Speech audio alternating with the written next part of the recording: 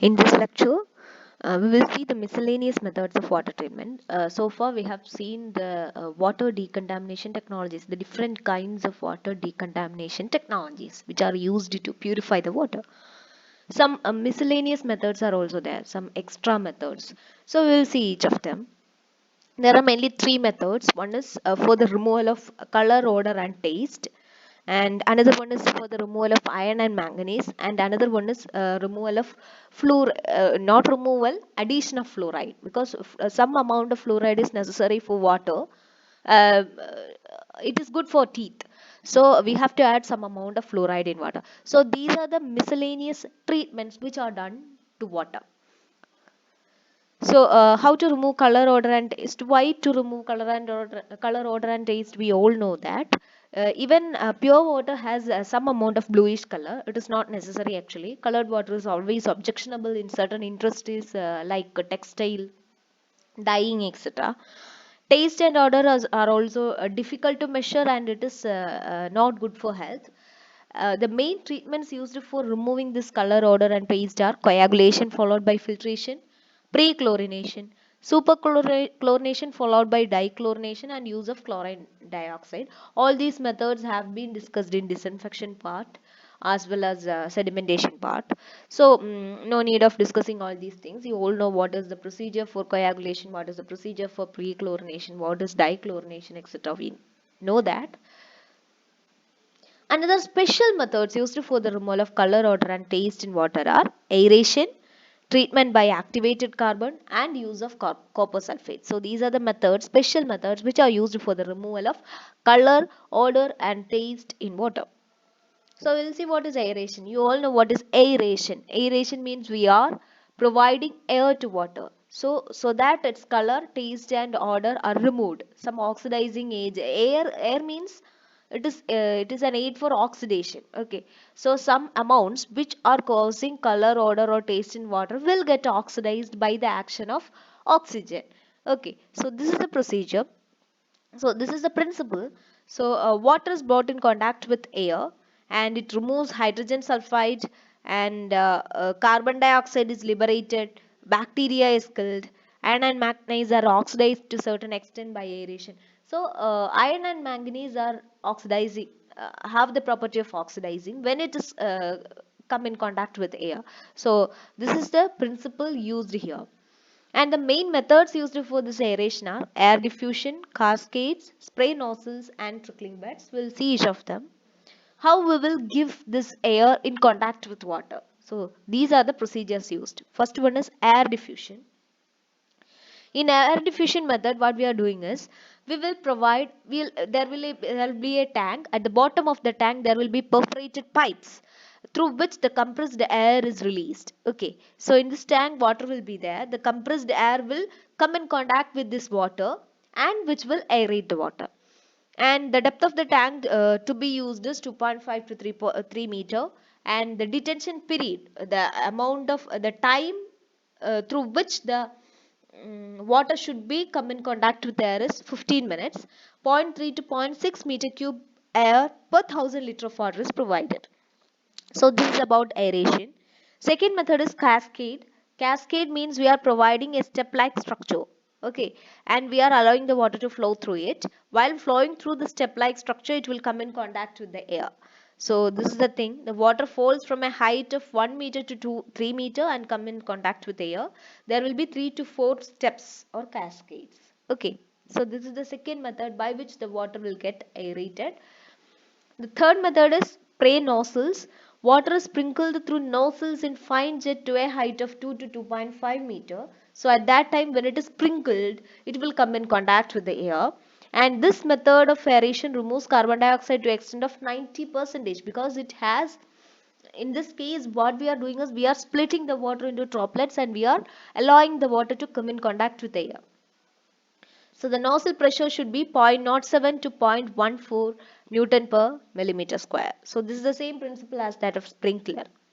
And the final method is cork tray aerator or trickling bed. It can be otherwise known as trickling bed. Here beds of cork or slag, some beds will be given, kept on perforated trays, three beds placed one above the other. So here there will be a bed provided here by means of cork or slag. Okay, the size of the bed is 50 to 75 millimeter, and each bed is 50 to 75 millimeter, and each bed is 225 millimeter in distance. The distance between the bed is 100 to 150 millimeter. And what we are doing is we will provide activated carbon tray here, and through which the water trickle down to the bed. So perforated pipes will be given here, and through the perforated pipe water will be trickled into this activated carbon tray, and from this tray it will be filtered through this collecting pan. So we are just trickling the water through activated carbon or cork, whatever it is. Okay, so this is the thing through which the aeration of the water occurs. So this is cork tray aerator. So these are the methods by which we can provide aeration to water for removing iron and manganese. The second method for removing iron and manganese is, not iron and manganese, second method of removing color, odor and taste is activated carbon method. In this we are giving activated carbon. Activated carbon means aerated or steamed carbon we are providing. In this case, we will first form charcoal or vegetable carbon by heating lignite, charcoal, paper mill waste or similar carbonaceous waste will be heated and charcoal is formed. This charcoal is activated by means of passing air or steam through it. So this product is used for the removal of color, odor and taste of water. It mainly removes the hydrocarbons from water, and it is available in two forms, Darko and Nuchar. Many other forms are available in market. So we can use that in the form of filters. Okay, in the form of filters in water we can use, and while filtering the water through these charcoals, activated charcoal, the water will get oxidized or some reactions occurs, and the color, odor and taste of water will be removed. The size of this filter bed will be 6 millimeter. Weight is 4 kilonewton per meter cube, and dosage is 5 to 20 ppm, and it is highly porous. So it can be used as a filter, and which can be used for removal of color, odor and taste. The main advantages of this activated carbon are it aids coagulation. It provides the property, you know what is coagulation, and activated carbon aids that. It reduces the chlorine demand. The demand flow for chlorine, if you need disinfection, then the amount of chlorine required for that disinfection will be less when we are using activated carbon as a filter. And it removes organic matter present in water, which in turn removes the color, taste and odor of water. Removes the taste due to chlorine, hydrogen sulfide, iron, manganese and phenol. Overdose is harmless. When it is given in an overdose also, it is not it will not cause any harm to the water or whoever uses the water. And it is applied as a filter media, or in powder form we can provide that. So these are the main advantages of this activated carbon treatment method. The third method for removing color, odor and taste is use of copper sulfate. Its chemical composition is CuSO4 7H2O, hydrated copper sulfate. This is available as solution and powder form, and a dosage of 0.5 to 0.65 ppm is provided in water, and it can be applied in the distribution line or in open reservoir. We can provide it in the form of powder or solution in distribution pipelines or in open reservoirs. And by using this also we can remove the color, odor and taste. So using these three methods we can remove color, odor and taste in water. So this is one of the special method. And the second second treatment for water is iron and manganese removal. Iron and manganese are two important elements which will be mixed with water by means of the rocks or parent material. Okay, mainly.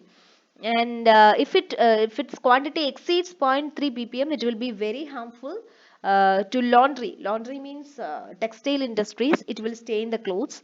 Pipes will get deposited by iron and manganese. It will give color and decreases the capacity of water, decreases the capacity of pipelines, and it will give unpleasant taste and color.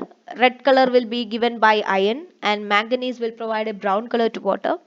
ice making, paper industry, photofilm, etc. cannot use this kind of water. And so it can be present in combined form as well as without any combination. That is, iron can be combined with some other elements, or manganese can be combined with some other elements. It can be present in combined as well as uncombined form. How can we remove this iron and manganese from water? So when it is present in an uncombined form, that is, it is present as free manganese or free iron, we can aerate the water and remove the following elements. Okay, aeration is the main thing. And while aerating, what will happen is this iron and manganese compounds will be converted to ferric and manganic compound, which can be removed by settlement or settling tank. If it is present in combined form with organic matter, then what we have to do is we have to raise the pH to 8.5 to 9. Okay, by adding lime or another alkali, we have to raise the pH to 8.5 to 9, and then we have to add chlorine or potassium permanganate. So after addition of this, we can use the aeration procedure for removing this compound. Okay, so this is how we will remove the manganese and iron from water, which is in uncombined form as well as in combined form.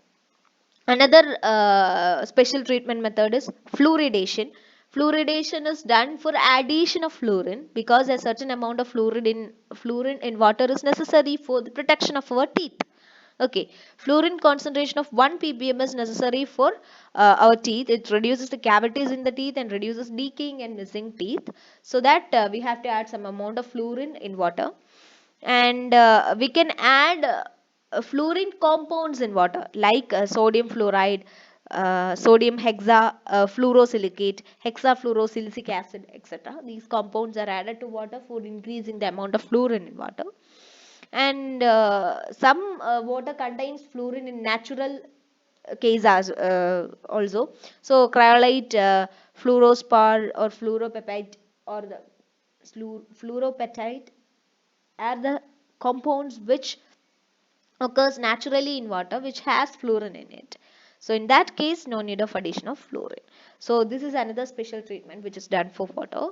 So aeration, not aeration, removal of color, odor and taste. And second thing is removal of manganese and iron, and the third thing is fluoridation. So these are the special treatments which we are doing in water.